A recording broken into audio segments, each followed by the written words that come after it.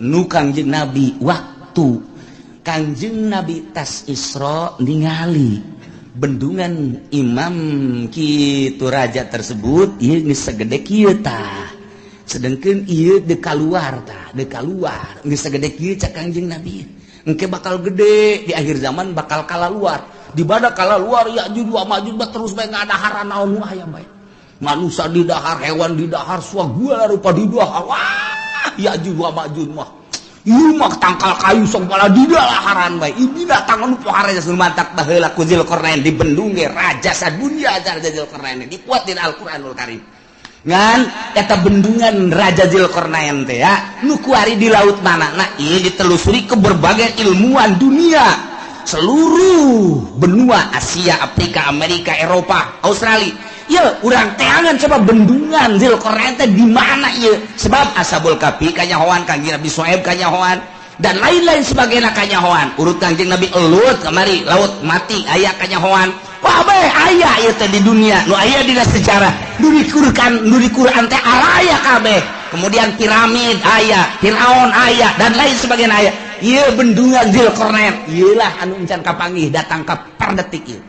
Allahumma ya rafi'ad darajat Allahumma ya rafi'ad darajat Allah dingke urang tekan kiamat sanggeusna kiamat tiupan pertama Kangjeng malaikat Israfil alaihi salam niup jelema teh kakaler ka kidul kawetan ka kulon lulumpatan anu keur nyusu anakna dibalangkeun budak leutik keneh kakarak leumpang geus suisan kobo aki-aki mah modar di dinya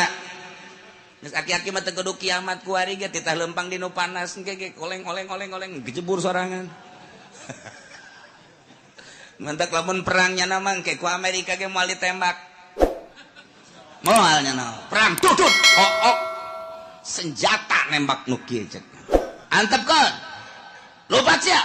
di kia doang moal ditembakkeun hok peluru aing geus sia budak beladik goplak no kan bener kan paeh cenah mah geus sepira aki-aki atuh teu kudu diangsongan senjata aki-aki mah angsongan sieni urang Lampung ayo sia kena naik paeh di luhur bateung nah ieu ke kiamat beres parae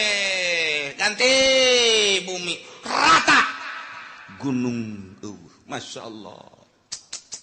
mentak kurang lamun jaritakeun ente nyangka gunung teh bakal na angger horenganan tamur meresap gunung nuku urang kaciri teger watarol jibala ente neule gunung pajar ente mah gagah tegak luar biasa horenganan gunung teh leumpang tamurum maros percis okos mega bae leumpang gunung gengke bae leumpang yuk ku balikat isapet lelempangan kade kakaleng aju watarol jibala qamidah disangka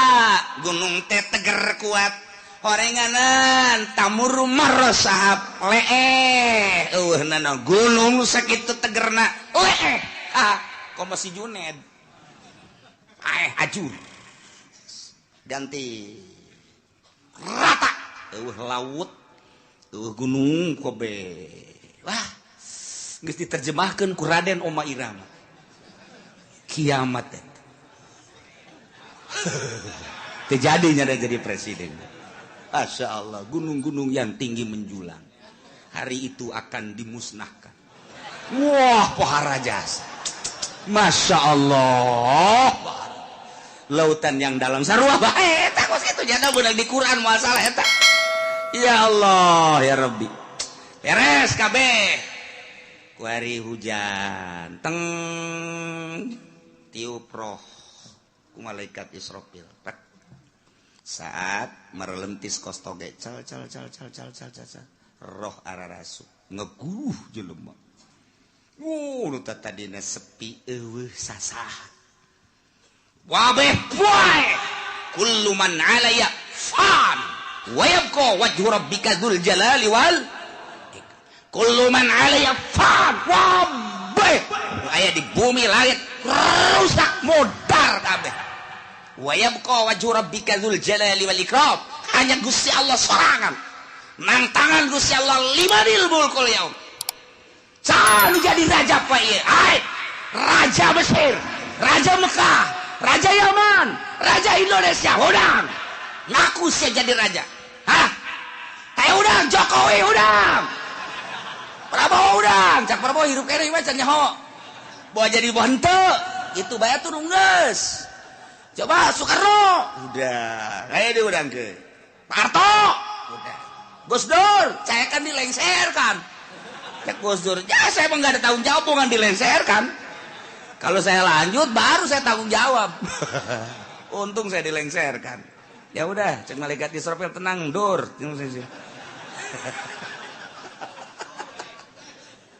Masya Allah tantangan limanil mulkul yaum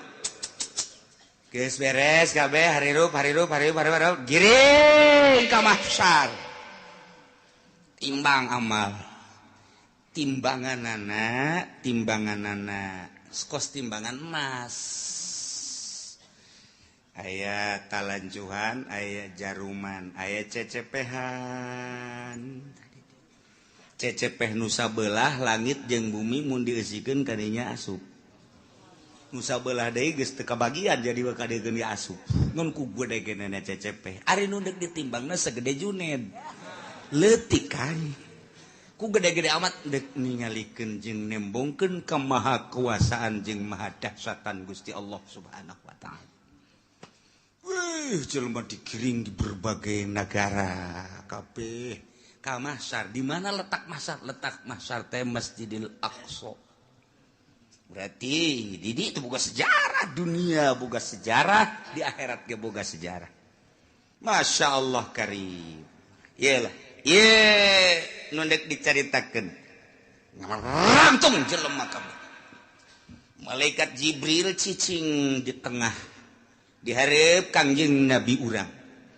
malaikat Jibril Mikail di belah katuhu Jibril Mikail Israfil belah kenca Kangjeng Nabi di hareup plek kumpulkeun ku Gusti Allah فَلَنَسْأَلَنَّ الَّذِينَ أُرْسِلَ إِلَيْهِمْ وَلَنَسْأَلَنَّ الْمُرْسَلِينَ cek Gusti Allah aing bakal nanya alladzina ursila ilaihim ka umat-umat anu diutus para rasul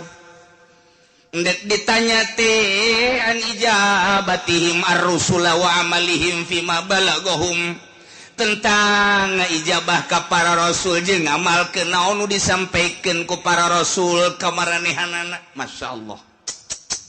di samping umat nu bakal ditanya walanas'alannal mursalin yakin kaula nu agung bakal nanya deui ka para mursalin utusan-utusan ditanya anil iblagi tina nyampekeunana ya Allah ya Rabbi wabah ditanya bari pertanyaan teh sabenerna mau balana kusana alaihim biilmin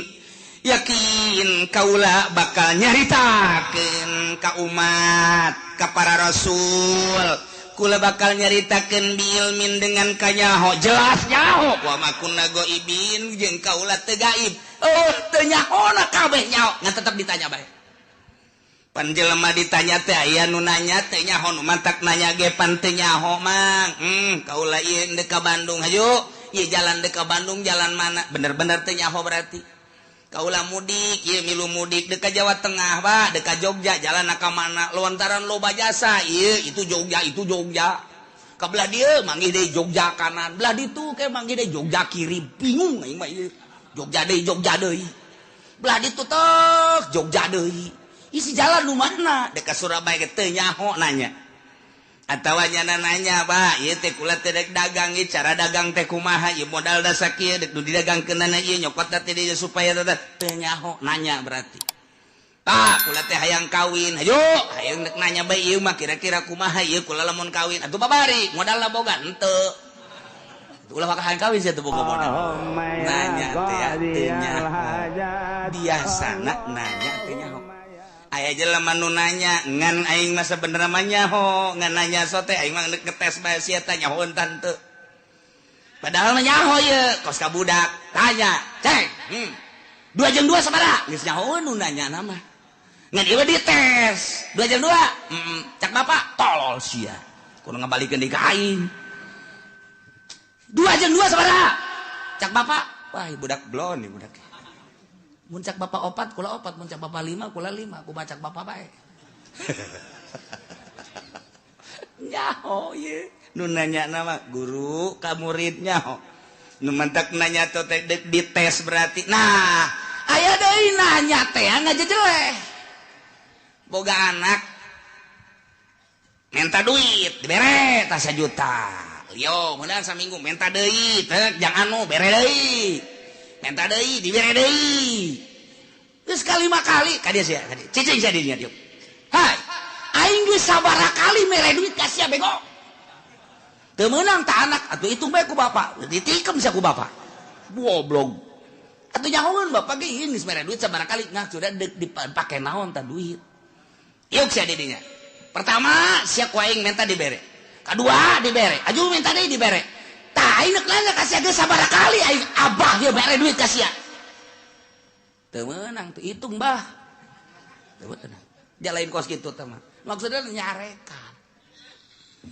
aing lain sakali mere duit ka sia tapi ku sia teh digunakeun eta duit tuh tolol-tolol teh si otak pasang atuh menta deui si mah gawena menta malulu nyarekanan tah mah nanya tapi nyarekan go Wadi bah, ya abah mah boga duit, ajo minta duit separit ya mentana. Mio separit tah mio. Oh sia dibanding kemana mio, tapi pakai kusianya, nu bener tah, belikan kusia. Lamun kredit jeung cash lain deui bah, hargana. Lamun kredit sabaraha? Barakara kredit? Ngomong sia lain sari. Bahkan hese dek beli cash deh di akhir zaman mah kredit bermodel. Yahudi teh geus kos karar itu bae. Nah, belikeun. Meunang meureunanan setengah bulan bah. Ang belikeun motor deui motor naon? Motor Mio. Anu itu ka mana? Aya mah aya bah. Ngan ieu kebutuhan aya deui bah. Bere deui. Ja aya ieu bapana ge. Duit mah eueuh bapana mah aya. Aya tah. Bere deui. Bere deui 3 kali.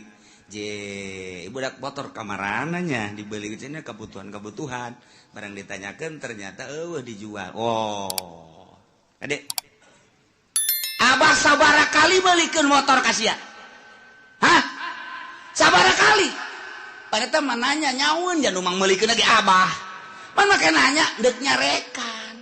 nah ieu ge sarua ye Allah teh deuk nanya ka umat atuh teh kudu ditanya ku Gusti Allah jauh nyahoeun. Ja Allah mah pangeran. Urang turun ka alam dunia Allah nyahoeun, kuari hirup dihirupan ku Allah, Allah Maha Uninga. Kemudian urang kuari ayeuna di baya pagawean dagang berpolitik atuh Allah mah Maha Uninga. Kapae urang mah teu nyaho ira bakal pae Allah bageus nyahoeun. Kok make ditanya tuh urang ku Gusti Allah nanya da deuk nyarekan ka urang. Nah, ieu sia bakal ditanya ku Gusti Allah. Teu menang kieu, sia ku aing pan dihirupan. Nah, ieu sia harita teh hirup. Kemudian pagawean sia waktu hirup naon bae cak Gusti padahal mah Allah nyaho. Cak urang teh atuh coba bae Gusti ka nyahona tumpahkeun ka dieu. Wah, dikerekem sia ku Gusti Allah. Teu menang kos kitu nyanggakeun sadaya-daya Gusti. Pagawean Gusti Maha Uninga. Nah, ieu bakal ditanya urang. Kabeh ditanya. Urang sebagai makhluk ditanya, Kangjeng Nabi lagi ditanya sarua bae. Urang ditanya tentang naon? Tentang an ijabatihim ar-rusul wa amalihim fima balaghahum.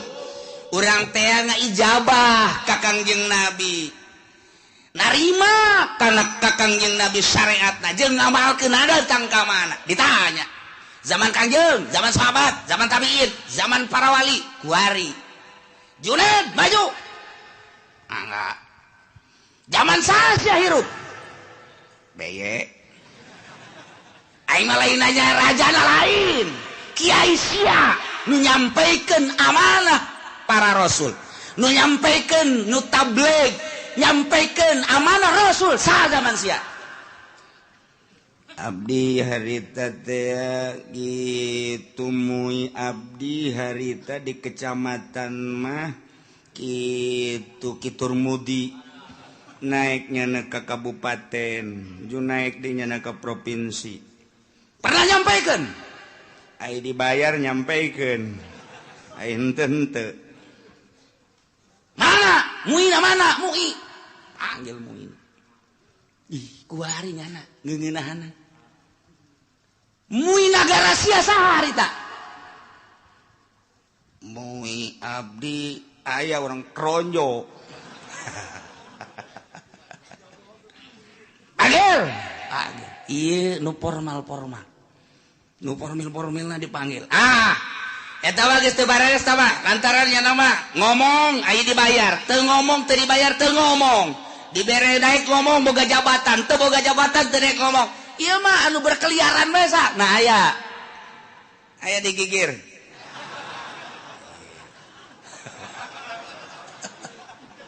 disebutan di Jakarta kiai anu di kampung kiai pernah nyampaikan pernah cara nyampaikan aku mah muludan bere duit eta lah lamun dari bere duit ngaco ulah nu eta nu asli nu nyampaikan nu asli saha ayo gerak budi bejakeun diangsongkeun ka hareup deuk kumaha coba eta urang lamun geus dikitukeun kumaha eta di hareupeun Gusti Allah nah sia zaman ieu pernah nyampaikan nyana bahwa Nabi akhir zaman Kangjeng Nabi Muhammad pernah kemudian naon nu disampaikan ku manehanana rukun wudu rukun salat dan syariat lah dain sebab bener coba tanya kiaina ditanya deh siapa pernah nyampaikan bener nyampaikan lagi dah bae ai diondang muludan sok diberkatan aya mun teu diberkatan dibuledan moal kadinya deui wah teu beres ya aduh Masya Allah lah ieu bakal caritakeun lah secara global be umat bakal ditanya tentang narima syariat ti Kangjeng Nabi na nya atawa henteu aya apa henteu ditanya hai umat pernah henteu Muhammad nyampaikeun amanah ka anjeun tabligh risalah wah jelema bur kabeh ngomong aya nu pernah aya nu henteu ai Islam kabeh nyaritakeun pernah kafir mah henteu kan bela dirinya cak Nasrani teu pernah kami mah teu pernah sampai berita-berita kebenaran Muhammad teu pernah sampai Muhammad nyaritakeun tentang syariat teu pernah Nasrani Yahudi kabeh wah bangsa encek kabeh ngararomong engke mah kuari nyana baru teu beuteungna engke mah nyana di ditu pias teu pernah nyampaikeun umat kaula teu iman ge ka Gusti teu iman ge ka Muhammad berita nyampaikeun maka uranglah jadi saksi tuh wah pacencongan urang jeung urang tidinya lah al yauma nakhtimu ala afwahihim wa tukallimuna aydihim wa tashhadu arjuluhum bima kanu yaksibun rame atuh pan wah encek kampung Melayu ngomong hanya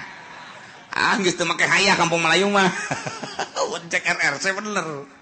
nu kampung Melayu mah geus pohon bapak bahasa encek lagi geus teu bisaeun eta mah nya encek nya susah ya Allah nya di neraka saneng rugina ka bina-bina wah rajasa ari tatanggana mah nu Islam sanajan nyana ka neraka pan bakal dikaluarkeun tatangga si encek milunya dan digawe jeung encek tapi kan nyana lantaran aya imanan tetep dikaluarkeun untung kan no iya walalas alanna alladzina ursila ilaihim ditanya umat tentang nerima atawa henteuna ka para rasul jeung sanggeus nerima ngamalkeunana macem-macem ke rame wala nas'alannal mursalin para rasul ge ditanya Adam ditanya Idris ditanya Kangjeng Nabi Nuh ditanya Kangjeng Nabi Sulaiman Kangjeng Nabi Isa Kangjeng Nabi Musa Kangjeng Nabi urang ge ditanya nyampaikeun apa henteu Masya Allah padahal mah Allah teh nyahun falanakussanna alaihim bi'ilmin wa ma kunna ghaibin tegaib nyaho ngan dek hayang nyaho coba datang ke mana bari dek ditaubeh di memeleh di jejele aya jelema anu ja abdi mah ieu hirup teh di zaman SBY kiaina harita kiai pulan abdi mah teu pernah ngadengi nyana nyampeikeun ore cok jelema teh falanakussanna alaihim ilmin cak Gusti Allah nyaho aing ge sia teu ngaku datang tablighur risalah melalui kiai anu siana cak Gusti Allah nu teu ngajading teu ngadenge pan aya muludan pan aya rajaban kiai ngabuka pangajian tong-tong ge datang ka songek siana nu teu daek falanakussanna alaihim Allah jaritakeun neunaeun bagi kiai nu katitipan ilmu sampaikeun besingke di akhirat ditanya walanas'alannal mursalin ditanya para mursalin ditanya para wali para kiai ketika orang dikahareukeun kiai anu sia di zaman anu nyampaikeun henteu kunaon sia dititapan emang teu nyampaikeun nu ngondang kunaon sia nu mata kayang diondang ieu cak ditangkal amun naon tah teu nyawa nya nambongan di ditu tah ngadeukeutan tukang sate ieu tah tuh kan ditanya kabeh umat ditanya para rasul ditanya Gusti Allah umat ditanya para wali ditanya umat ditanya kiai ditanya kabeh mana teuing ramena nah wa ma kunna ghaibin sabenerna mah atuh aing teu gaib eueuh teu kanyaho teu nyaho an iblagir rusul wal umamil khaliyah bima fi ma amilu nyaho tentang nyampaikeun para rasul nyaho pisan atuh uning pisan jeung umat-umat anu sepi tina pengamalan nu ngamal jeung nu henteu nyaho Allah secara perinci juz'i satu persatu nyaho Gusti Allah sieu gadenge sieu ngamalkeun sieu narima sieu teu ngamalkeun sieu narima sieu ngamalkeun setengah sieu narima sieu ngamalkeun poara sieu narima sieu teu ngamalkeun nyaho Gusti Allah bakal dicaritakeun hiji-hiji falanakussanna alaihim bi'ilmin wa ma kunna ghaibin lu ghaib teh Gusti Allah Gusti Allah maha uninga nu mantak urang kuari salat ti penting teu kudu dikanyahokeun ku tatangga cukup ku Gusti Allah engke bakal ditanya ketika ditanya aya teh berita tablighur risalah aya melalui saha kiai anu sia ngamalkeun tante nyanggakeun sadaya-daya ke Gusti mah uninga abdi penting-penting ge hudang haju kiai haju hayas deui eta nu ku aing ditolol-tolol ge sia goblok sia hudang mah hudang tapi ngan kiai doang tapi kan uninga Gusti Allah aing nyaho ka sia sok ngaji lempang ngajina nyaho aing ngadengekeun nyaho haju ngamalkeun nyaho penting sia hudang haju tahajud aing mah keur nanya bae cek Gusti Allah sebagai pangeran ditanya ku aing hidup padahal mah aing geus nyaho falanakussanna alaihim bi'ilmin wa ma kunna ghaibin nu gaib jang aing mah aing nyaho ka sia narima ti kiai anu kemudian sia ngamalkeun geus ka belah dieu sia zaman sasya abdi bareng jeung si itu hirupna pernah sia ngadege urang ti kiai pernah ngamalkeun Gusti mah uninga teu kaburu Gusti naon bae kasibukan sia abdi di pabrik Gusti mana babaturan sia anu di pabrik aya tuh itu sia ka di pabrik sia eta neangan duit jang kitu napakah pamajikan jeung keluarga sia sempet salat abdi mah minggu ngaji lamun teu keur gawe emang aya nu minggu gawe aya abdi mah ieu teh ai naon kitu ngaranna kesempatan salat mah salat tah bareng sapabrik sia pan sia mah salat sia henteu nyangageun Gusti deu kuas wa ma kunna ghaibin nu gaib nek ngomong naon sia ja aya dalilna tah babaturan sia mah jadi pabrik ke sapabrik bala jeung sia malah sakontrakan sangarendeng sieu mah ja salat sia nu henteu nah nu matak sapabrik aya bae tah nu dibere daek salat jang dalil engke di akhirat besinya ngomong bogus sih bongan abdi mah dibere susah haju di pabrik teu kaburu salat Gusti neangan duit bae babaturan sia datangkeun ja susah sarua pas salat sia ka ditu atuh dek lompat ka mana sia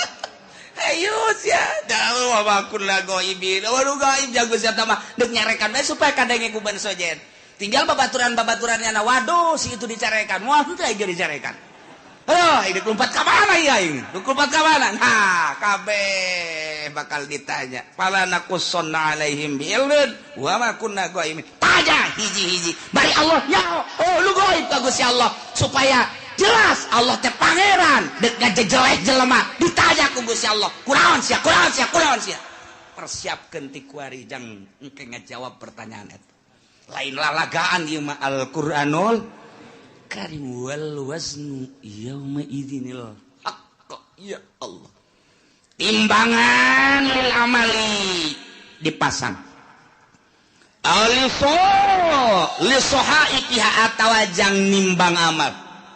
bibizanin lahu lisanun timbanganana aya jaruman wakafatali aya 2 cangkok 2 mangkok 2 cecepeh kama waroda fi hadis Kanjeng Nabi geus ngajelaskeun ayat 3 hadis tu ngajelaskeun tentang sifatan mizan tentang pertanyaan jaga maksudnya non timbanganana jelas nu ditimbangna apa jelemana apa amalna apa bukuna etalah Kanjeng Nabi nu ngajelaskeun aya nu jelas ngajelaskeun Kanjeng Nabi jelemana langsung diayakeun di hadis lain Kanjeng Nabi nyaritakeun jelemana ba tetep nangtung di itu nu ditimbang adalah sohaib buku-bukuna cek sakaol mah lain buku-bukuna amal bae diwujudkeun ku Gusti Allah amal bagus herang bagus cang amal goreng poek jore nu jelas mandek kumaha ge ima urangna wa ima bukuna wa ima amala pan nu jelas apa tetep bae ditimbang-timbang keneh ieu ayatna wal waznu yauma idzin al haq timbangan nyata timbangan nu bener yauma idzin harita bakal dipasangkeun jangan sing hade faman saqulat mawazinuhu faulaika humul muflihun sahaja lemah nu ditimbang berat amal hadena faulaika humul muflihun bahagia wa man khaffat jelema anu hampang mawazinuhu kahadeanana berat ku kagorenganana faulaika alladzina khasiru anfusahum jelema etalah anu ngarugikeun dirina waktu di dunia bohong teu daek beramal bitaswiriha ilan nar ku sebab dijongklokeun ka neraka bima kanu bi ayatina yazlimun ku sebab maranehanana ngazolimkeun teu percaya ka ayat-ayat Allah subhanahu wa ta'ala nu ngantak urang mah alhamdulillahirabbil jauh masa urang ka Kangjeng Nabi tapi urang iman ka Kangjeng Nabi Muhammad sallallahu alaihi wasallam jauh jeung Kangjeng Nabi tapi urang ngalaksanakeun syariatna dibabaca ku urang sifat nu wajib di Kangjeng Nabi di para rasul teh 4 urang diantarana kabeleteran kuari tah di dieulah bakal ditimbang saurang-saurang malaikat Jibril di dieu Mikail di dieu Israfil di dieu Kangjeng Nabi di dieu cek sakaol Kangjeng Nabi ngajelaskeun timbangan hade nu gede jurusan sorga timbangan nu goreng ieu neraka asal ditimbang let ka dieu ka kenca belah dieu geus tinggal ngagejebur ka neraka asal ditimbang leketai ka belah dieu geus sorga tinggal berangkat ka sorga bae ya Allah ya Rabbi kuari urang teh cek sakaol Kangjeng Nabi ngajelaskeun timbangan teh timbangan qada wal adli ieu timbangan teh timbangan papasten jeung keadilan nu mantap kuari urang timbang diri urang kuari kurang kudu timbang kajujuran jeung keadilan urang geus datang ka mana urang nuturkeun Kangjeng Nabi geus datang ka mana ngalaksanakeun syariat Kangjeng Nabi ketika ditimbang kurang bera rasa aing lamun ditimbang berat mana ya ti mata bae mata ye lobaan dipake neuleuh Quran apa lobaan dipake neuleuh TV kurang bae timbang kuari ye qada wal adli kuari cek Kangjeng Nabi timbang maneh merenung ceuli lobaan pake ngadengekeun musik apa lobaan pake ngadengekeun urayan-urayan hayo coba hayo apa lobaan ngadengekeun anu hasud ka urang anu ngomongkeun ka urang apa lobaan make ngadengekeun Al-Qur'an hadis kalam ulama timbang ku urang sorangan bari merenung kieu urang timbang ku sorangan bae hayo geura leungeun lobaan pake nyekelan naon ieu leungeun hayo sia leungeun apa nu teas-teas apa nu hipu-hipu sia leungeun timbang ku sorangan urang komo nu geus kolot mah maningan ge beureum mah molotot pegahan engkos kol bodewek ye tinggal nyi hajina hoi mana eta mata kosong amat teu kosong teu naon ngalang layung kitu tuh dirinya baik lah nah. Eta malotot itu keur ngarenung ngaji tadi cek kiai aing ieu geus asa di akhirat bae. Ya haji teu percaya karena kuari bae. Kalau ngomong gitu atuh si ini bener ku sia dikitu-kitu. Dekeran tuh. Iya keur ngalamun aing di akhirat teh cek kiai ge timbang cenah amal. Hampura aing haji, ya tukul ge hampura tah geus rada deres sakitu mah. Ulah deui, udah hampura sok direkan. Hampura aing, si hampura jasa. Mun aing kawin deui. Tah. Pakarak dek bener ge.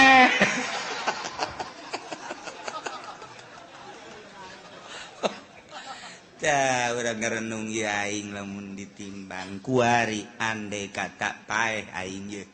Ditimbang beratan ka mana? Mulai urang ngurucut cai mata. Gusti.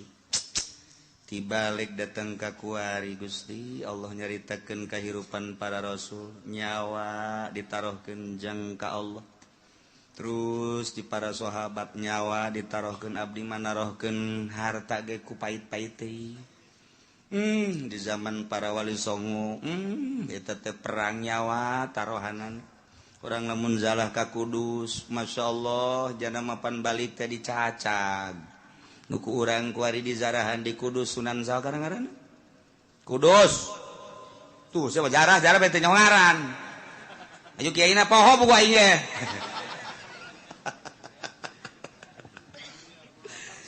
Tuh. Eta pannya nama perang Sunan Kudus mah perang balik tepan dibawa teh tinggal nyawa balan cak sakaol bapan potong ieu nage nu kurang di zarahan eta saja persoa di Kudus teh Kudus masyaallah balik nyawa batur mah nyawa tarohanna pake liilai kalimatillah renungkeun ku urang aing boro-boro nyawa duit ge ku pait-pait teuing ge aya masjid ge butuh ka keramik koop biasa bisa babara kali haji jamang haji mah atuh jajan mah aya atuh ieu keramik ieu keramik nu sajen heula ke kurang karak aing hayo lah nu sajen heulanan bisi teu bagian beramal nu sajen eta ngomong hebat jasaban ayo urang babarengan heulanan nu sajen bae geus beres gaji ieu mah geus beres keramik alhamdulillah tuh biasa gaji neraka tah mah kuduna ge nu sugi mah lain kitu haji ieu keramikna kumaha ya saha anu geus siap keramik batalkeun geus Pak Haji duit loba di bank anak geus dingaranan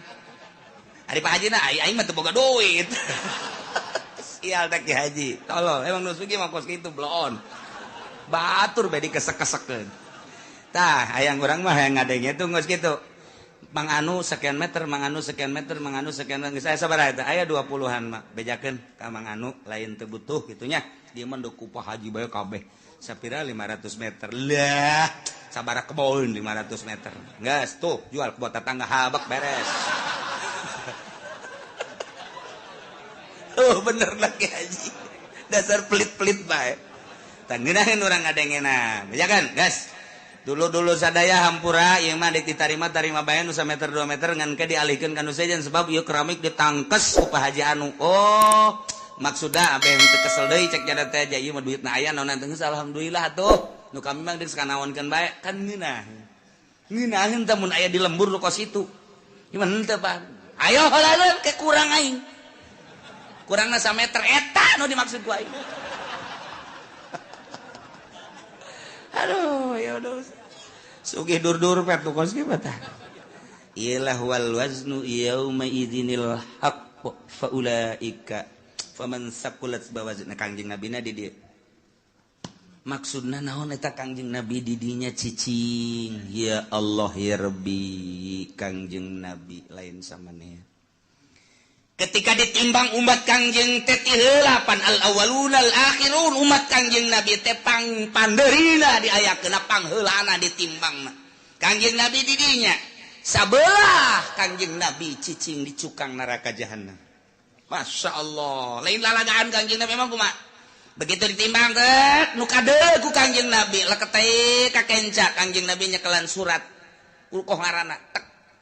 gegera dikajakeun naon cak dibedo lalu bomong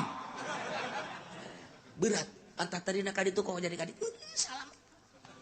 surat letik mah eusina la ilaha illallah Muhammadur Rasulullah eusina eta tah letik jasa surat asal ketei kade naon teh cap Jibril ulah lagi yang penting selamat bae sada senang jasa urang boga Kangjeng Nabi modal kitu senang mun aya presiden nu kos kitu mantap jasa tah ya Allah ya bahkan sinar sholawat maka deuleu begitu dek ditimbang tak timbang leketeh kade maneh kadeuleu ku kaula cek Kangjeng Nabi ai Tuhan saha ma ahsanaka wajhaka wa ma ahsanaka khalqaka saha ieu kasep amat jeung bager amat ana nabiyuka Muhammad ku kaula kadeuleu maneh sok maca sholawat 11 ta salat seeutik jasa cek ya aduh aing 11 baheula isinya diomongkeun di hareupeun jelema cak batuk deh 11 doang geus kajeun 11 ge lantaran saya istiqomah geus begitu ditimbang tek teundeunan sholawat ka dieu 11 bae kuat ka salamet tas salat 11 nyana nanya heula mas anak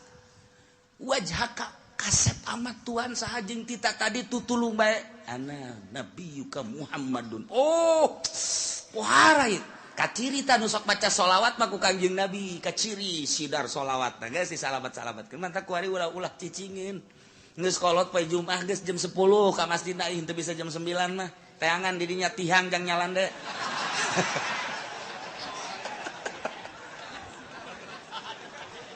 tungtungna lain maca sholawat tasbih ka mana mata ka mana bahkan aya nu nyokot ge ta babaturan tasbih teh nyaho nya barang hudang aya tasbih aing ka mana Aduh teh baca sholawat lah mumpung urang hirup komo nu geus kolot mah ieu inget wal waznu yauma idzinil haqq ya Allah ya Rabbi ingis jasa untung aya Kangjeng Nabi urang Kangjeng Nabi Muhammad sallallahu alaihi wasallam lantaran kabeladianan mah cepet ya cepet limbangna cepet jadi Kangjeng Nabi kan lah tuh lantaran sorangan nimbang cepet lai ka dieu aya anu teu kabagian sapaat kaburu Kangjeng Nabi na keur mujuna ka dieu ieu ka dieu dibalangkeun ka ditu kan waduh aing Muhammad bae cek jana aing teu kabagian lieu tapi tetap Kangjeng Nabi kadeuleu ku Kangjeng Nabi pas gagolepak ka neraka cekel ku Kangjeng Nabi entap tulung ka malaikat Jibril salamat ka eta atuh tah manggeus jore cek eta teh jadi itu lagi main simplong melulu ya aya sholawatan cek Kangjeng Nabi sabaraha sia sok maca sholawat ai muludan cekna maca tante henteu ngadengekeun doang lumayan sakitu ge cek Kangjeng Nabi nya daek ngadengekeun assalamu alayka zainal anbiya ya assalamu alayka atqal atqiyai nu macana mah santri kan jeung kiai sia gula mah cenah ngatur-ngatur eta berkat cekna aju ngatur-ngatur diatur teu jang kula heula teh tetap salamet bae pan mah poar eta ngan eta teh ngaguling heula ka neraka tah mah tapi tetap kok ngajar rewel Jibril salametkeun masyaallah Kangjeng Nabi moal aya pang sibuk-sibukna ieu ketika wal wazdu yauma idzinil haq sibuk jasa Kangjeng Nabi geus manu ieu geus manu itu geus manu ieu nu itu geus ulah aya bae umat Kangjeng Nabi nu ngagolepak ka neraka pohara jasa pan mantak teh kuari usul ka Kangjeng Nabi beusi engke kaleupasan teu kadeuleu teu karawel lanjut teu kalekep ka bapak tuh padoh pan geus kalekep apa teu kadeuleu ku Kangjeng Nabi umat aing geus beakeun kan Jibril beak geus aya wae nu teu kalekep bangona mah aya pan kita tadi aing sakieu sibukna cek Kangjeng Nabi ka dieu eta lah aya bae coba tang ya tuh bener cabut Jibril cabut sih ti kalekep kunaon kredit cek kira lu batak ketik wari urang lobakeun maca sholawat ka Kangjeng Nabi Muhammad sallallahu alaihi wasallam apalkeun ayat ieu mah ieu jang supaya urang merenung wal waznu ari timbangan yauma izin nalika dipertanyakeun umat jeung para nabi yakni yaumal qiyamah al haqu timbangan nu jelas nu hak nu nyata bakal dipasangkeun urang bakal ditimbang ima urangna langsung wa ima amalna wa imma bukuna nu bakal ditimbang nu jelas deuk mamana ge pasti ditimbang tah ke dajjal lah turun wah kaunggal negaranya nama hiber dajjal mah jelema hayang emas cokot batu asal siap percaya aing pangeran di mana negara daerah lu eueuh cai aing datang ka dieu tepak doang nya timbul wah cai culcer asal sia mangeranan ka aing pangeran ayo jelema iman geus ipis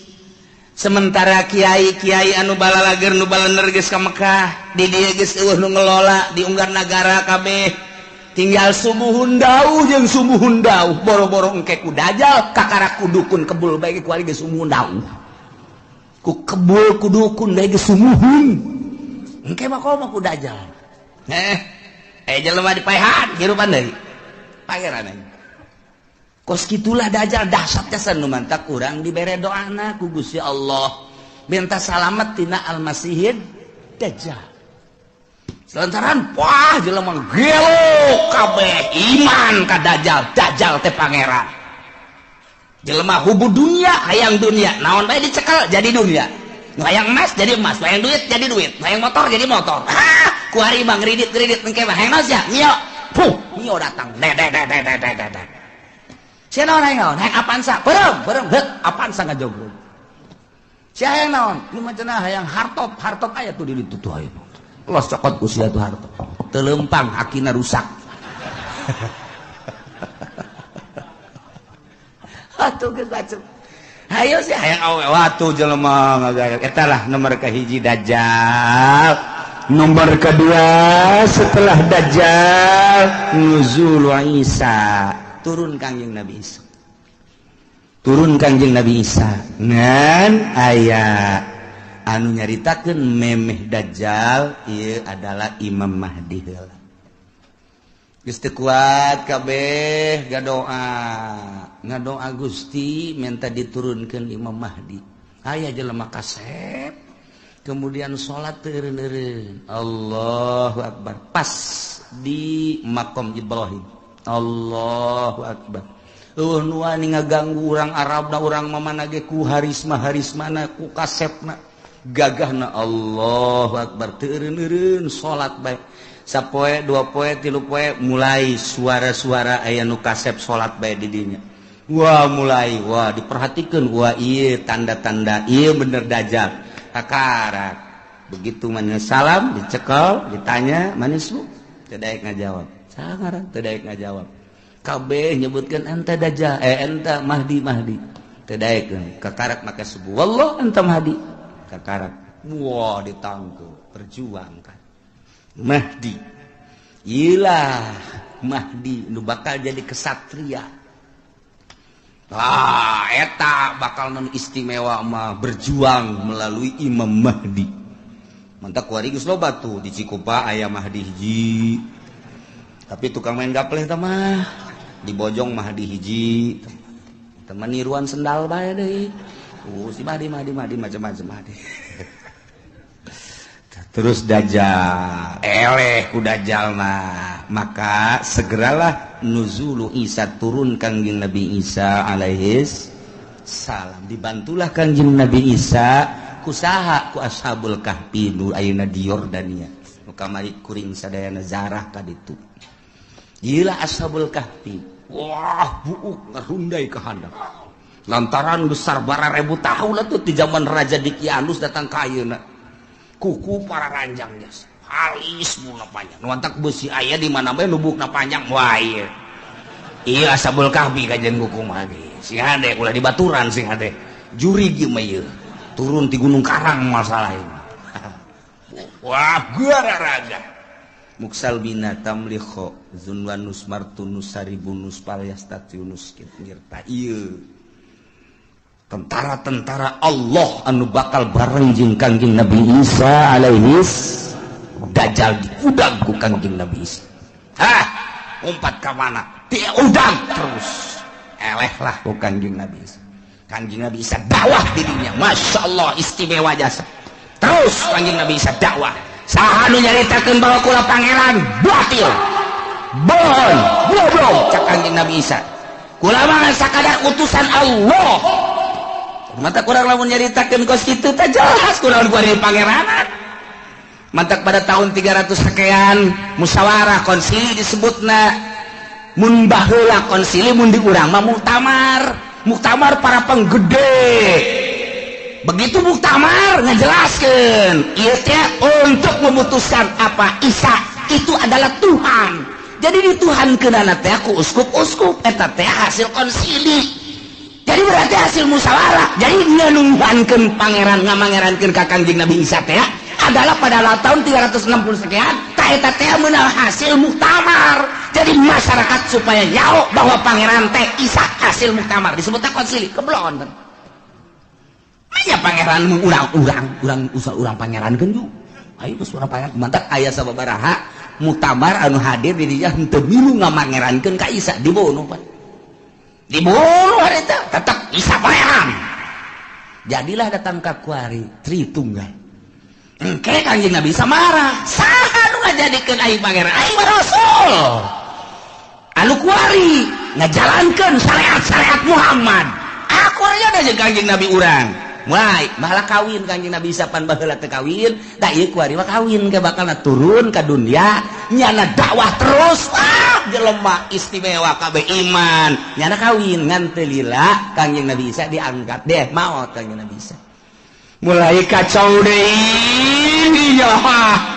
Ngan nu baragus geus mulai ku Gusti Allah langsung aya angin seger asal ngambe angin eta pae asal ngabang itu maut nu ibadah ka Allah marah maut ya Allah ya Rabbi tinggal Cameron bakukul geus luar biasa bakukul deui belah tidinya turunlah Ya'juj wa Ma'juj. Urang lamun nyarita dina Al-Qur'an aya Ya'juj wa Ma'juj anu dibendung ku kitu Zulkarnain. Urang mun maca surat Kahfi aya. Ke dihareup bakal dongeng Ya'juj wa Ma'juj nu Kangjeng Nabi waktu Kangjeng Nabi tas Isra ningali bendungan imam kitu raja tersebut ieu geus sagede kieu tah. Sedengkeun ieu de kaluar geus sagede kieu cak Kangjeng Nabi. Engke bakal gede di akhir zaman bakal kalaluar di bada kalaluar Ya'juj wa Ma'juj terus bae ngadaharan naon aya bae manusia di dahar hewan di dahar segala rupa di dahar wah Ya'juj wa Ma'juj mah ieu mah tangkal kayu song pala di daharan bae ieu datang anu pohara geus mantak baheula ku Zulkarnain dibendung ge raja sadunya raja Zulkarnain dipuat di Al-Qur'anul Karim ngan eta bendungan Raja Zulkarnain teh ya nu kuari di laut manana ieu ditelusuri ke berbagai ilmuwan dunia seluruh benua Asia, Afrika, Amerika, Eropa, Australia. Ya urang teangan coba bendungan Zulkarnain teh di mana ieu sebab Ashabul Kahfi kanyahoan Kangjeng Nabi Syuaib kanyahoan dan lain-lain sebagainya kanyahoan urut Kangjeng Nabi Elut kamari laut mati aya kanyahoan wah bae aya ieu teh di dunia nu aya dina sejarah nu di Quran teh aya kabeh kemudian piramid aya Firaun aya dan lain sebagainya aya ieu bendungan Zulkarnain ieulah anu encan kapanggih datang ka perdetik ieu. Nah tapi geus mulai kuari kanyahoan geus mulai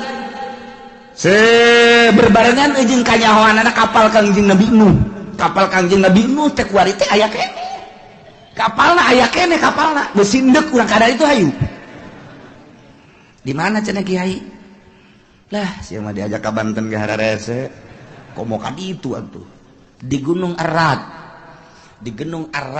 teh di Turki tah eta teh di luhur gunung aya setiap jelema nu kadenya teu kuat paeh jalan luhur melalui udara tetep bae teu kuat didinya geus digambar saat orang didinya aya peninggalan kapal Kangjeng Nabi Nuh alaihi salam judi nah geus kapanggih eta tinggal ieu bendungan Zulkarnain nu di ditunan di bendung ieu Ya'juj wa Ma'juj di mana ieu bahkan ilmuwan alkohol Amerika pernah asup ka hiji daerah nya ge kaget kok hewanna kos karari ceulikna lain irungna lain bahasana lain tak eta teh nyada kaget di dinya aya hewan seperti kieu Tekajawan jalaga di mana, tapi ketika jana perem ngadengelah suara azan. Allahu Akbar, Allahu Akbar. Aya di daerah deui. Berarti eta dibukakeun hijab, mata asup Islam eta. Jelema eta asup Islam. Loba jasa di Amerika anu menemukan, di Inggris, di Belanda kemudian asup Islam. Loba, ieu mah keur carita hayang mengetahui tentang bendungan Dzulqarnain. Geus kapanggih aya sababaraha menemukan buah ieu cuman buah doang. Ketika ayah seseorang anu menemukan hewan seperti itu, apa iya Ya'juj wa Ma'juj teh, maka manehanna ngadenge suara azan, kemudian bentak geus lain di dinya deui. Tah eta teh negara-negara kos kitu teh loba urang ge. Kuari ge urang nu ka Banten aya nu haju ka dulu istana kerajaan. Eta berarti diajak ka negara itu. Kamari aya deui nu liwat ka dinya bae, oh aya kerajaan di daerah dia, di ketos bae kerajaan ketos. Raja jurig newo-newo merentah. Jawab. Ieu da ieu urang kan kuari. Ieu teh kuari urang teh aya 3 dimensi urang cicing di dieu. Urang dimensi zahir kuari. Zahir kadeuleu ieu. Lamun urang dibukakeun hijab trek dimensi alam jin. Alam jin. Lamun waliullah dimensi alam hakikat, bakal kanyawan hakikat. Jadi ieu teh sababaraha dimensi, urang mau pelantaran urang mah sapira urang, atuh nu kadeuleu ieu deui. Kapanggih ieu deui. Mun mingguan ka dieu jeung tukang uduk deui. Eta dimensi urang mah. Teh, da ieu ke bakalna Ya'juj wa Ma'juj. Nah, idinya kakarak, summa khurujud dabbah. Jadi eta bakal Ya'juj wa Ma'juj engke ku Gusti Allah dihujanan blek hujan. Banjir para rakyat lah Ya'juj wa Ma'juj. Tinggal manusia-manusia anu nyilib araraya loba keneh di dunia teh. Dabah teh ya hewan eta nya nama leutikan ti himar, hampir sarua jeung himar begal. Cilina rancung biasa ngan nya nama mau patlot, mau pulpen leungeunna. Nulisan jelema tarang ditulisan. Mukmin, kafir, mukmin, kafir. Geus teu bisa kukumaha nu katulis kafir wae. Terus sadunya mukmin, kafir, dabah eta mah terus nulisan eta. Masyaallah, ieu lalakon lain lalagaan ieu. Pohara jasa bakal katulis. Nah, nu geus aya tulisan mukmin, didinya langsung teu kebel mau. Ngeunaheun. Geus tinggal nu kafir, siapa kafir? Sia kafir sia ge deuleut tarang sia ya sia kafir sia ge atuh kafir gawe tah ti dinya mah geus kafir engke mah bakalna awewe loba jasa lalaki kurang tak engke bakalna lalaki diudag-udag ku awewe datang kelai katangkal kalapa kiih-kiihna ge dilamotan ku awewe ku eueuhna lalaki lamun hayang mahmur engke tah aduh haju deui zina teh kuari makan masih kena di kamar masih kena di kontrakan eta anu kelas di hadap nu belah ditu da mah di hotel di tempat-tempat anu geus puguh lokasi-lokasina engke mah di sisi jalan kos kotok ieu hayang itu dibuka sleting beres geus geus hayang beres percis kos kotok bae geus beres geus ngan digabungkeun ku Gusti Allah gabung geus moal aya nu anakan moal aya nu anakan geus dibere gabung bae lantaran dikiamatkeun kan moal aya budak leutik nah aya hiji dua saeutik hiji dua paling meureun sadasa hiji nu reuneuh teh ya. Geus hese ngandur gabung bae geus teu araranakan. Ngomongna jelema ku geus lemah-lemahna iman ketika aya nu zina, ieu jelema jana zina di dinya. Ngan ngomong kieu dong, atuh hayang boleh di dinya belah ditu ke ngan ngomong kitu doang. Geus teu daya teu upaya geus sebab zina kabehan. Ngan ngomong da kitu ka hayang belah di dinya atuh, ceukna belah ditu ke naon ih. Kita lalikan aing mah geus beres ngomong gitu ditawaran daekeun pan blon eta tah iyalah bakal terjadi seperti itu. Masya Allah. Kakarak summa tulu usyamsi min magribiha, kakarak muncul panon poe di kulon. Jadi muncul panon poe di kulon setelah Mahdi, setelah Dajjal, setelah Dabah, setelah Yajuj wa Majuj, kakarak muncul panon poe. Nu mantak cek Kanjeng Nabi, la taqumus saah, moal waka terjadi kiamat hatta tatlu asyamsu min magribiha, sehingga muncullah panon poe di kulon. Tah ieu teh ditangtangan ku kafir teh. Urang Quraisy nyaon dina Taurat dina Injil geus dijelaskeun. Nu mantak nyanalah aing mah daripada iman ka Quran jeung ka Muhammad. Maningan ge hiji lain. Cabut nyawa aing. Nomor kedua, maning disiksa ku Gusti Allah. Nomor katilu, Allah maning turunkeun bae tanda-tanda kiamat. Di antarana muncul panon poe di kulon. Nu mantak ketika muncul panon poe kumaha tangke bakalna, yauma yati ba'du ayati rabbika la yanfa'u nafsan imanuha lam takun amanat min qabl. Dina poean datang sebahagian tanda-tanda pangeran yakni tere datang kiamat wahiyatul usyamsi, muncul panon poe min maghribiati kulon. Sakumaha geus dijelaskeun di hadis Bukhari Muslim tah ketika muncul panon poe di kulon teh la yanfa'u nafsan imanuha lam takun amanat min qabl. Allah mangpaat kawak-kawakan ka hiji jelema ka sahabat imanuha imanna lam takun amanat min qabl, anu manehanana encan iman memeh eta mah geus begitu muncul panon poe di kulon nyana can iman haju nyana nyao ieu teh tanda kiamat, berarti bener kiamat teh nyana iman geus tutup pintu sigotaka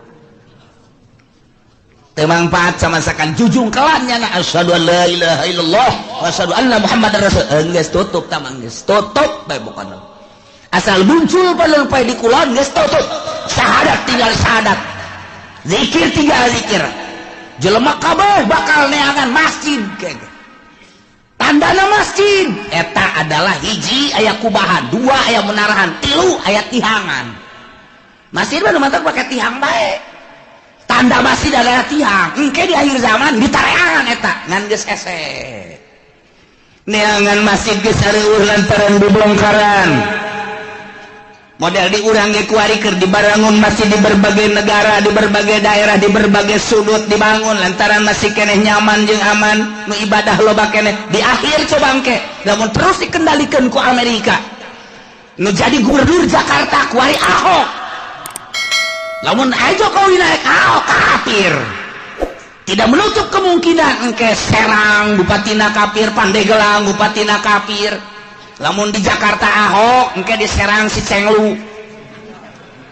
Oh, di Pandeglang si Tegwan. Ayo si Tangerang si siang-siang melingseng. Geus ono beres kabeh. Ayo sia. Mangkaning deui bae tuh.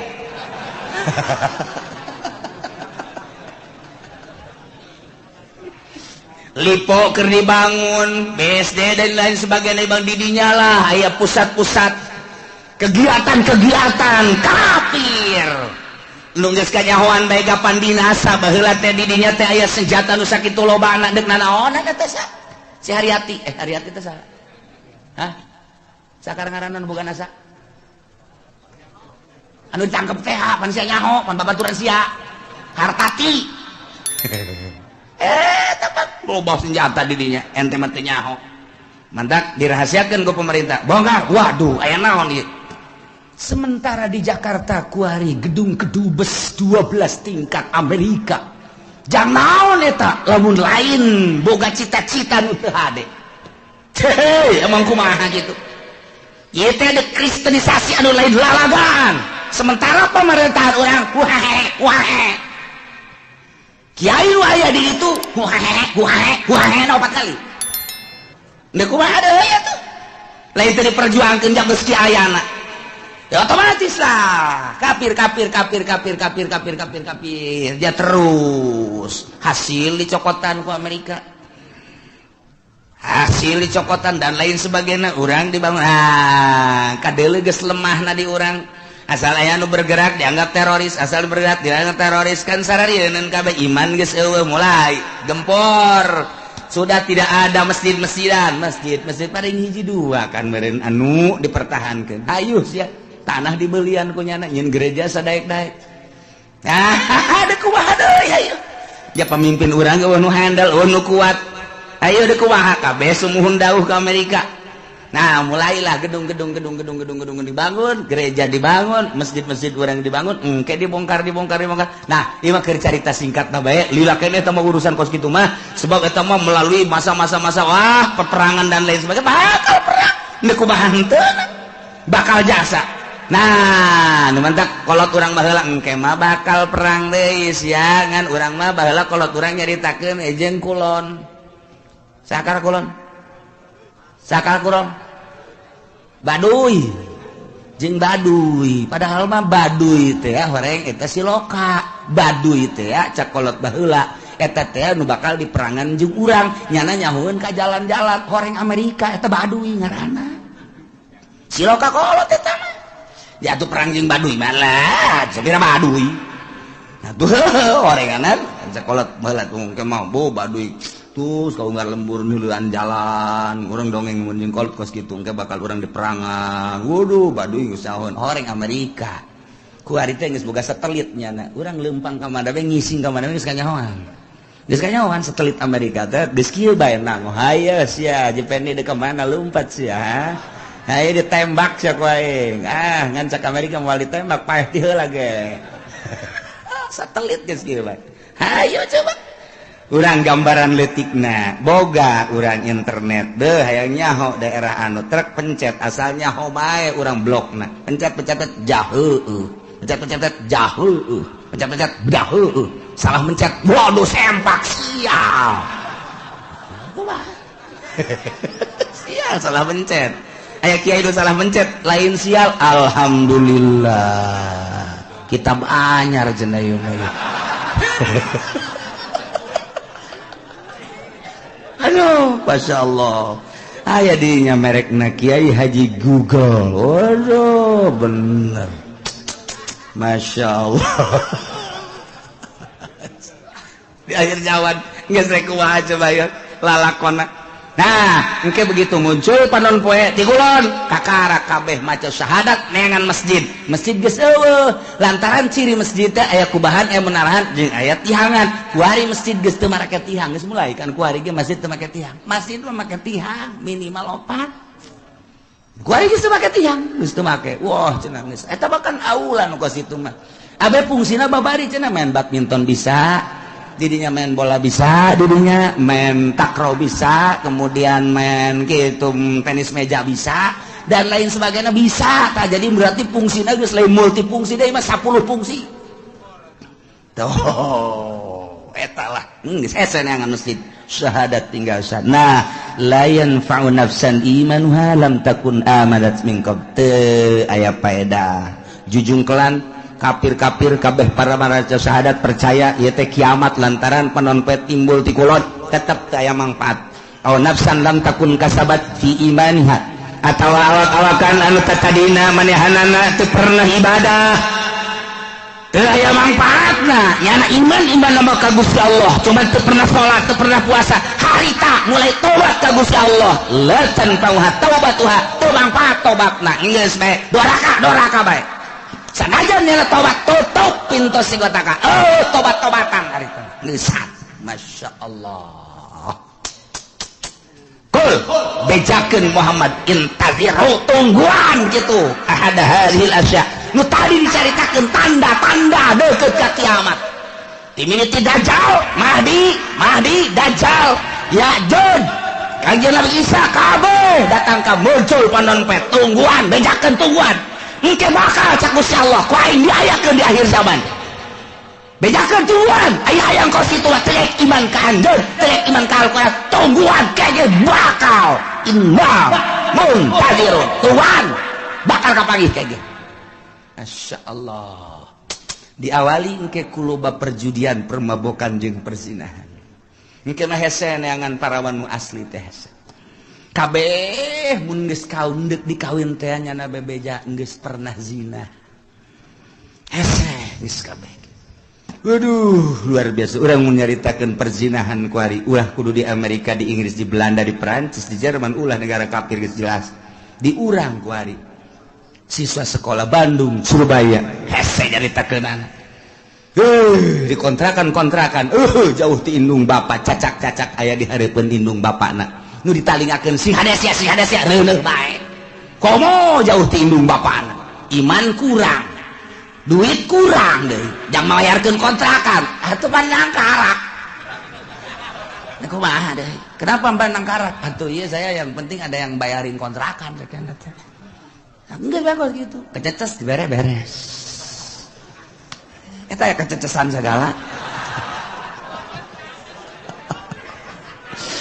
Masya Allah. Nah iyalah caritaan kupar kures nunang tangan ka Kangjeng Nabi terpercaya ka Kangjeng Nabi jeung ka Al-Qur'an endahan manehanana nang tangan hayang paeh lah hayang datang siksa lah hayang tanda-tanda kiamat cak Gusti Allah geus bedakeun Muhammad ka manehanana tungguan ke bakal datang urang kuari geus ditungtung kuari mun ditingali sejarah target akhir zaman geus darareukeup jasa sebab tanda-tanda deukeut ka kiamatna geus aya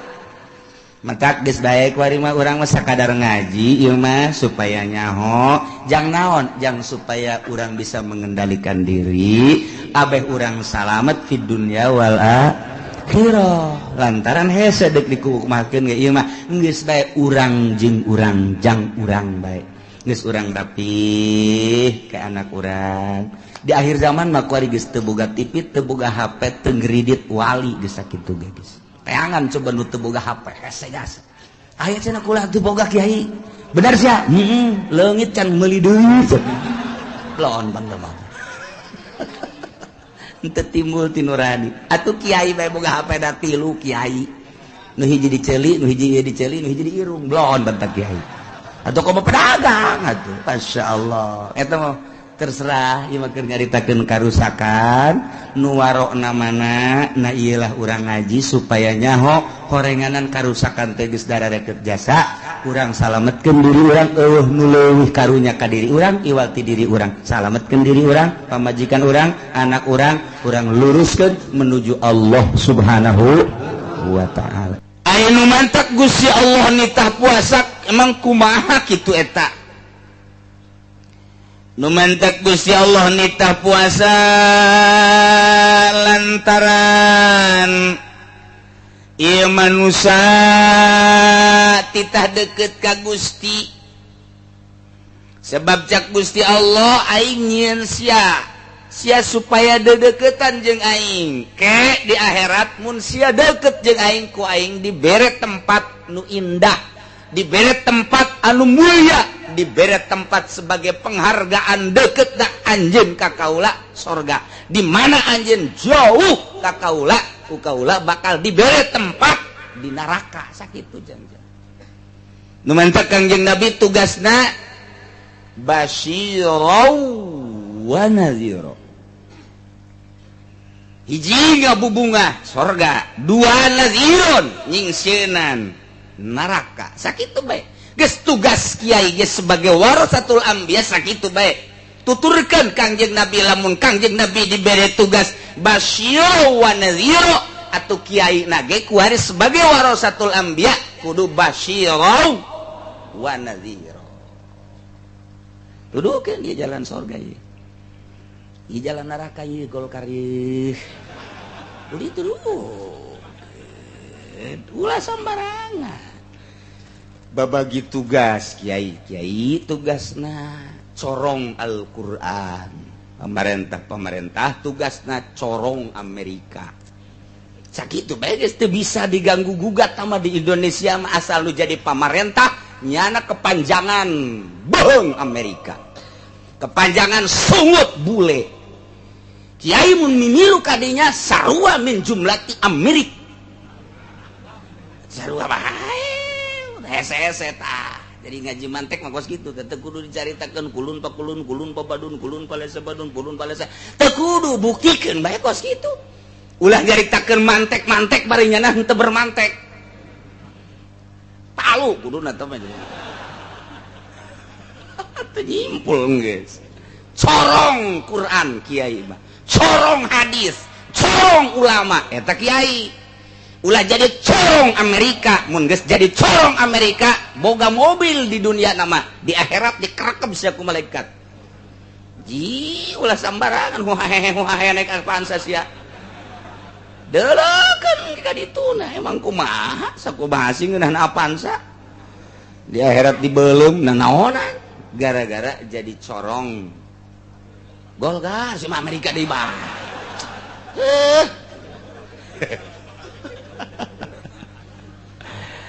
atuh nun teman teu bae ngan hampir kitu bae kabeh ieu mah keur carita kasimpulan dihenteu teh gatuh kitu bae dihenteu teh ge kula mangan sakadar ngabejakeun doang pedah Kangjeng Nabi basyirau wa syahida wa mubasysyira wa nadhir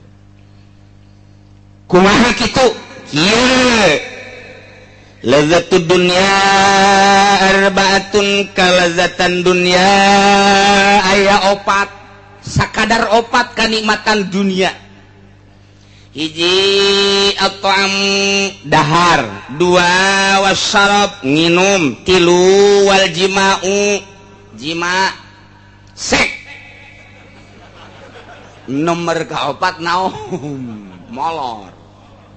sakitu kok perhatikeun coba ge ieu teh meunang ti Kangjeng Nabi dikemas ku ulama oh ngan sakitu kalazatan dunia muntak ibu lulusan ngajelaskeun ge nikmatud dunya salasah ngan nya mah kadituna aya idkhulul zakar bisa dulu eta ibu lurus lah nikmatud dunya salasan faltu taban naumun wa qublatun wa idkhulul zakar nikmat dunya ngan tilu tengetkeun ku sararia cek Ibnu Ruslan hiji naumun molor kadua qublatun nyium katiluna mana nyium idkhulul zakar tah ngabebeskeun panakol tongtrong ci atuh kumaha ngomongna sia eta coba itu jak itu tidituna kitu tuh gitu bae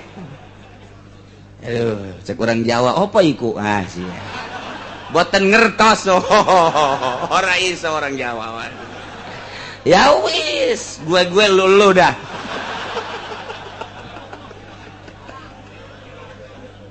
apa iku cenah aduh Masya Allah emang orang Jawa mah pikaseureun bae dikasarian bae ke cerita Gus Dur teh diundang ka Mekah ku raja di aya nu dibawa ulama kiai 10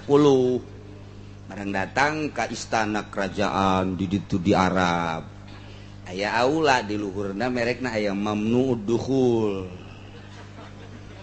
nyana kieu bae astagfirullahalazim gideug bae di teh di hareupeun lawang sambarkeun ku Gus Dur ono apa sih Gus Dur iki cenah opo iku iki mamnu duhul dilarang berduhul di sana berarti ini tempat duhul katanya waduh cek Gus Dur teh ya dasar teh nyakola orang NU teh nyakola ini mah dilarang masuk bayinya di Indonesia nyebut duhul teh ka pemajikan jadi itu barang kamar mamnu duhul emang ini tempat duhul kali ya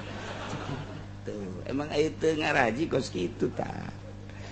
mamnu duhul padahal tempat kiki tua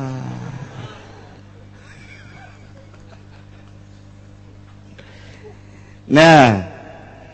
hiji dahar dua nginum artina to'am teh kadaharan imimiti dahar berikut bubuahanana nomor kedua inuman nomor katilu jiman nomor kaopat ieu adalah sare jelema asal geus teu ngeunah dahar gas gada siap-siap ngameteran taneuh 1,5 meter oh 2 meter teu nginum kitu keneh bae di mana-mana geus teu kuat jima geus moal kebal deui komo aduh cenah kiai geus 4 peting teh teu bisa kunaon emang wallahu alam atuh geus ieu mamere bae caingan geura siap-siap bae ka ditu neuk ngarendeng jeung abah apa jeung emak opat eta nah ternyata begitu diteliti fa innaha hijabun lil abdi anillah nu opat eta karena kalazatan dunia jadi hahalang terhadap manusia terhadap hamba terhadap jelema tidak deket ke Allah nu opat eta ngahalangan deket ke Allah jelema loba dahar jauh jeung Allah loba nginum jauh jeung Allah eta mah deketna jeung kebobule nomor katilu jima jauh jeung Allah nomor kaopat naom ieu pertama loba molor teh atuh jauh jeung Allah boro-boro jeung Allah atuh jeung dulurna ge jauh jeung atuh dulurna nanyakeun ka mana si eta hees aduh aing mah boro jeung Allah jeung dulurna jauh jeung babaturanna teh jauh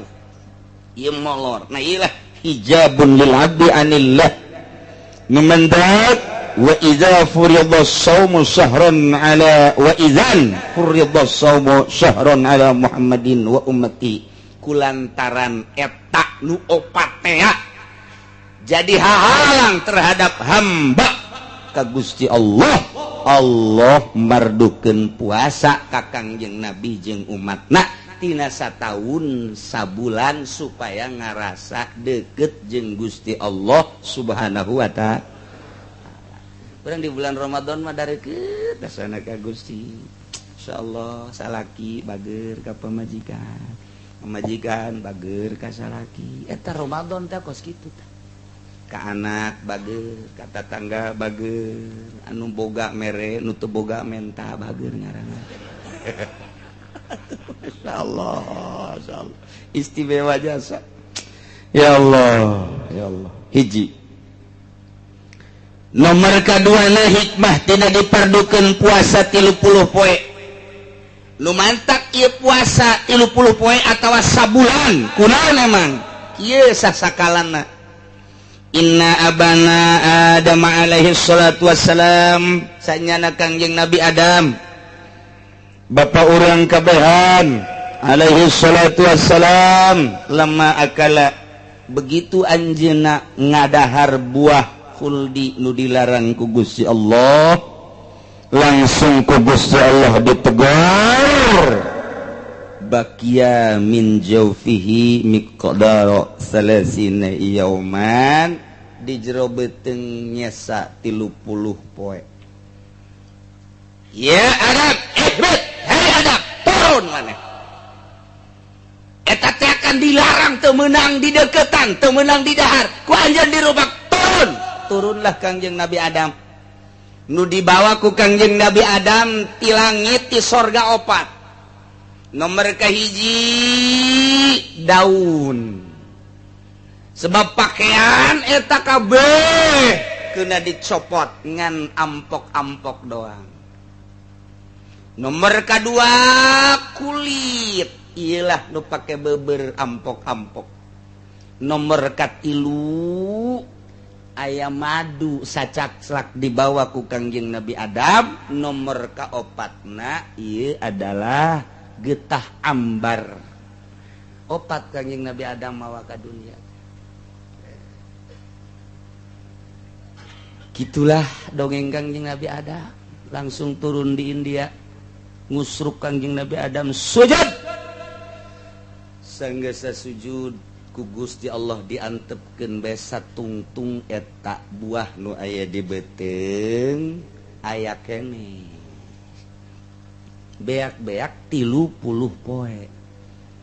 eueuh 30 poe ya Adam irfa hei Adam tanggah tah dihampura dosa sanggeus teh kahitutkeun kaisingkeun kahitutkeun kaisingkeun 30 poe ka 40 poena bersih maka Kangjeng Nabi Adam ditarima tobatna tah dumadak urang ge kuari 30 poe dibersihan ke ditungtung tanda ditarima tobat menang Lailatul Qadar. Aduh Masya Allah nikmat biasa menang Lailatul Qadar baca-baca teu kudu ngaburi nyai bae Lailatul Qadar mah urang ieu timiti puasa teh cedah dongeng na batur mah ngaburi nyai belah langit segala rupa Lailatul Qadar lain ku kitu bae Lailatul Qadar lain eta pamajikan haju seuri ge eta Lailatul Qadar aduh Gusti aing puasa teh dibere Lailatul Qadar aing ku Gusti Allah kunaon pamajikan nu biasa manyun bae seuri bunga kita Lailatul Qadar anak cium tangan biasa nama anak geus kieu bae naon ieu bah martil katarang abah ye katarang abah tapi bulan puasa mah cium tangan eta ngaranna Lailatul Qadar komo haju SMS-an jeung jahe mah eta mah neraka jahanam tah mah masyaallah karim tuh iyalah hikmahna nu mentak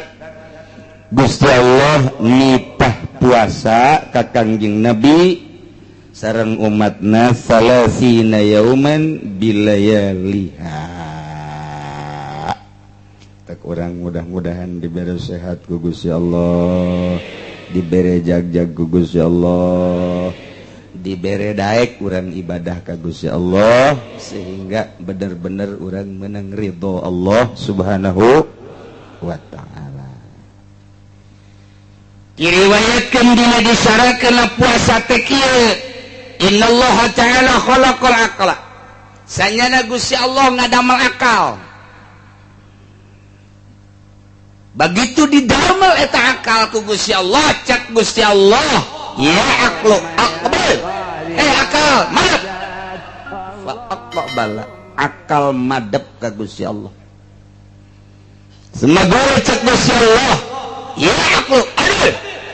akal mungkur anjeun akal adbaro mungkur nurut jasa akal cek Gusti Allah ya aqlu man anta wa man ana saha anjeun jeung saha kaula cik akal anta rabbi wa ana abduka dhaif Gusti pangeran abdi ari abdi mah hamba Gusti anu dhaif cik Gusti Allah ya aqlu ma khalaqtu khalqan a'azza minka kaula teu ngadamel makhluk nu leuwih mulia tibatan anjeun sebab anjeun mah geus ngaku jasa begitu ditanya man anta wa man ana anjeun teh ngajawab anta rabbi wa ana abduka dhaif istimewa akal mah nyaho posisi eta akal nyaho tempat eta akal beres yes maneh ku kaula didamel makhluk dupang mulia-muliana cicing maneh akal bakal diterapkeun di manusia maneh akal ya sukeun ka manusia-manusia ne urang ieu aya akalan nyaho posisi akal memang kumaha kitu akal nu sampurna teh nyaho posisi kumaha nyaho posisina mun kopiah dipake di luhur ku akal kan sapatu dipake di dieu di handap hiji waktu sapatu dikahulukeun kopiah dikasukukeun wah akalan akalan teh geus kitu ngaranna pamajikan ku urang dihormat pamajikan urang ka urang ngahormat akal hiji waktu pemajikan urang ku urang ditoler-toler aya randang ora ku urang dimulyakeun haji kurang akal atau luhur teh teu akal kitu bae terus beres Gusti Allah ngadamel akal summa khalaqallahu nafsa Gusti Allah ngadamel nafsu ku ari waqala laha cak Gusti Allah aqbil nafsu mana panjen falam tujib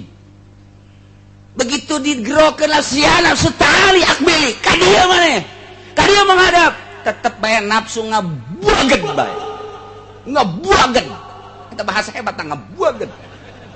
geus pohara jasa tah ngabageun jadi gabageun batu geus teu robah saeutik-eutik acan atuh cicing bae masyaallah sumagala laha tuluy ngomong deui Gusti Allah aya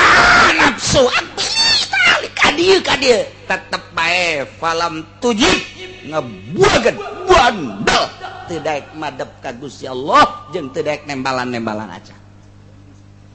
iyalah nafsu ada satu mana di dunia baik tapi ditanya cek Gusti Allah sumagala laha man anta wa man ana nafsu saha sanjen saha kaula jawab faqalat ana wa anta tuh kula mah kula Gusti mah Gusti eta kakarak dijieun we geus kos kitu nafsu tah geus babagi jeung Gusti Allah teh ya Allah ya Rabbi ilah nafsu namantak fa'adzabaha binari jahannam mi'ata sanatin lantaran kakarak dijieun ge geus buang kawarah nafsu mah ku Gusti Allah langsung di ka neraka jahanamkeun 100 tahun digodog ta nafsu teh digolotrokeun nafsu 100 tahun di neraka jahanam geus digodog 100 tahun summa akhrajaha kakarak dikaluarkeun eta nafsu tanya deui ku Gusti Allah nafsu man anta waman ana sanjen saha kaula kakarak pajabat sunya na ngajawab bari leuleus Gusti ana-ana wa anta yo geus digodog 100 tahun masih ana-ana wa anta kene bae ieu bangka warajasa nafsu mah masyaallah pohara jasa teu bisa digodog ku seuneu. Nah, cek Gusti Allah coba dek dilunakeun ieu nafsu teh ye. Summa ja'alaha finaril jumi atasana. Kuari make seuneu lapar nafsu. Digodog make seuneuna lain nari jahanam tapi make naril ju kena lapar. Ieu diulah itu diulah, ieu diulah itu diulah, ieu dipegung, diantepkeun nafsu teh kena mandiri sorangan bae. Kakarak eta nafsu ngolemprah geus cicing bae tungkul bae eta nafsu tadina mah tanggah bae ana-ana wa anta eta nafsu tanggah bae barang dilaparan dibere dahar henteu dibere nginum henteu nafsu ya wewe dibelokeun ku Gusti Allah cicing bae maneh mah maneh bae nafsu coba jadi kahayang-kahayang teh aku ari dipuasakeun wari kahayang nate diturutkeun kakarak ditanya ku Gusti ya nafsu man anta wa manana sanjen saha kaula kakarak fa aqarat cek nafsu inni abduka wa antar rabbu kaula hamba Gusti pangeran cek Allah teh orenganan maneh mah supaya ngaku ka aing pangeran teh oreng kudu dikosongan beuteung sia nafsu geus satu kuari mah kieu bae lah wajaballahu alaihi wasallam bisababi dzalik manusa ku aing deuk dititah puasa supaya lunak nafsu nu aya di diri manusa tah kitulah nu mantak urang titah puasa teh aya nafsu geus di jero puasa ieu nafsu urang teh ulah dikepar bae ulah dikepar bae lempang dari bonteng suri geus ngalirik we ya nafsu teh aya nafsu atuh nafsu teh rek hareup ka Gusti Allah di mana-mana buka nya bonteng suri nya kopi nya teh manis nya susu atuh begitu tarawih teh daek menghadap kereknya nantu tarawihna ge milihannya nu 11 di mana euy tarawih nu 11 di mana? Tuh di masjid itu. Ieu urang ka ditu lah di dieu mah 23 sapae. Neangan nu 13, neangan nu 11. Barang datang ka ditu geus geus alhamdulillah. Nafsu gara-gara bonteng suri tah. Ya karim masyaallah.